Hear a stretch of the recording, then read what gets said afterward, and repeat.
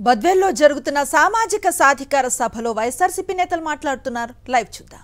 Nominated వర్గంలో ప్రతి దాంట్లో కూడా ఈ నిష్పత్తిని పాటించిన ఒకే ఒక నాయకుడు, ఒకే ఒక ముఖ్యమంత్రి మన జగన్మోహన్ రెడ్డి సార్.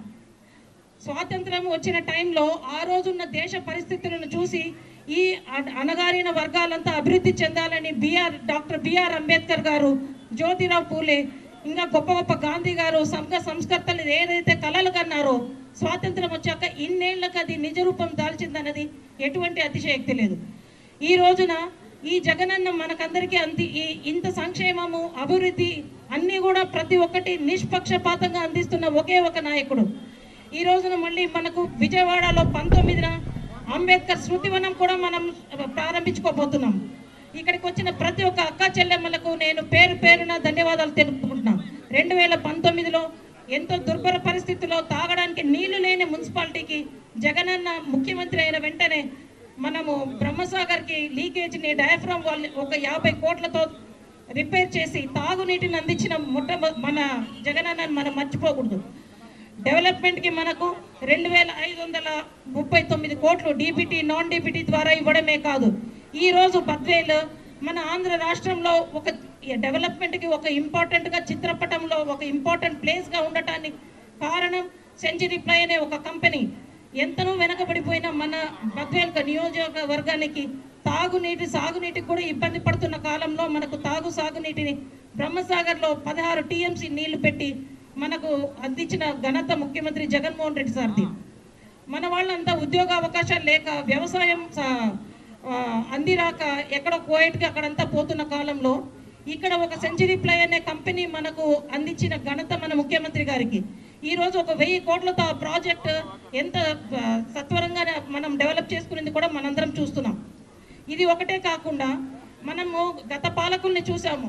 నిన్నటికి మొన్న వాళ్ళందరూ కూడా మనకు పాదయాత్ర చేసి వాళ్ళ ప్రభుత్వంలో వాళ్ళు ఏమి అభివృద్ధి చేశారో చెప్పలేదు.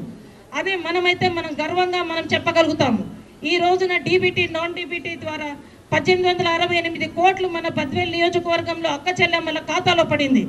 గడప గడపకు మన ప్రభుత్వానికి వెళ్ళిన కార్యక్రమం నిర్వహించినప్పుడు ప్రతి ఇంటికి వెళ్ళి ఎంత సంక్షేమం, ఎంత అభివృద్ధి జరిగిందన్నది ప్రత్యక్షంగా మన కళ్ళతో మనం చూడగలిగినాము.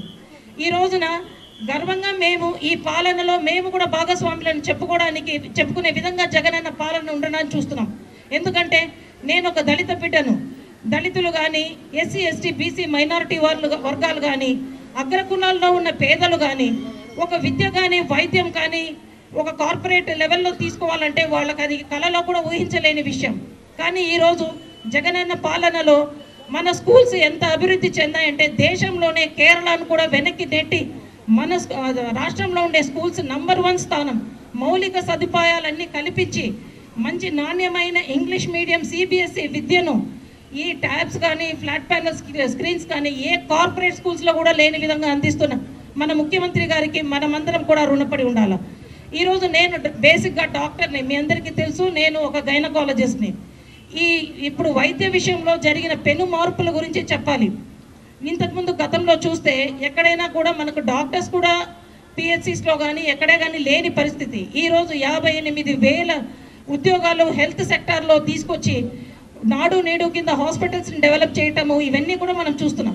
మన బద్వేల్లో అయితే 3 అర్బన్ హెల్త్ సెంటర్స్ వచ్చాయి. ఆ తర్వాత మన హాస్పిటల్ 30 బెడ్డెడ్ నుంచి 50 బెడ్డెడ్కి ఇంప్రూవ్ అయింది. ఈరోజు ఒక 2 కోట్లతో ఒక డయాలసిస్ యూనిట్ని నిర్మించుకున్నాము. మన బద్వేల్ నుంచి డయాలసిస్కు చుట్టుపక్కల ప్రాంతానికి పోకుండా త్వరలోనే అది కూడా అందుబాటులోకి తీసుకొచ్చి మన ప్రజలందరికీ అది సేవకు వినియోగించుకునేలా కూడా తీసుకురాబోతున్నాం. ఈ విధంగా చెప్పుకుంటూ పోతే జగనన్న చెప్పినవన్నీ చెప్పాలంటే చాలా టైం పడుతుంది.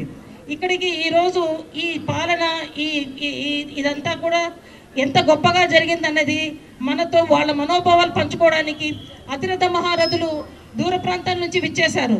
ఈరోజు వాళ్ళ అమూల్యమైన అభిప్రాయాలు కూడా మనం తెలుసుకుందాం.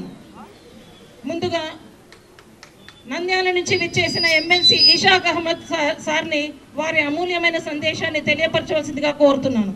సార్. అస్సలాము అలైకుం వరహ్మతుల్లాహి వబరకాతుహు. అందరికీ నమస్కారం.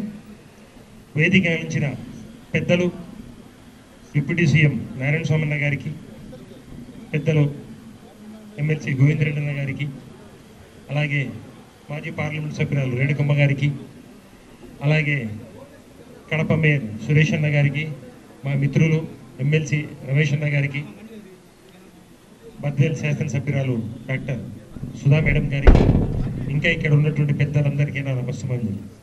ముఖ్యంగా జగనన్న కోసం వేలాదిగా తరలి వచ్చినటువంటి బద్వేల్ ప్రజలందరికీ నా నమస్కారం. ఒక్కసారిగా జగనన్న గురించి మాట్లాడుకుంటే పేదల గురించి, ఎస్సీ ఎస్టీ బీసీ మైనార్టీల గురించి మాట్లాడాల్సిన అవసరం ఉంది. ఎందుకంటే మీ ఆవేశం, మీ సంతోషం మాకు అర్థమైంది. 2 నిమిషాలు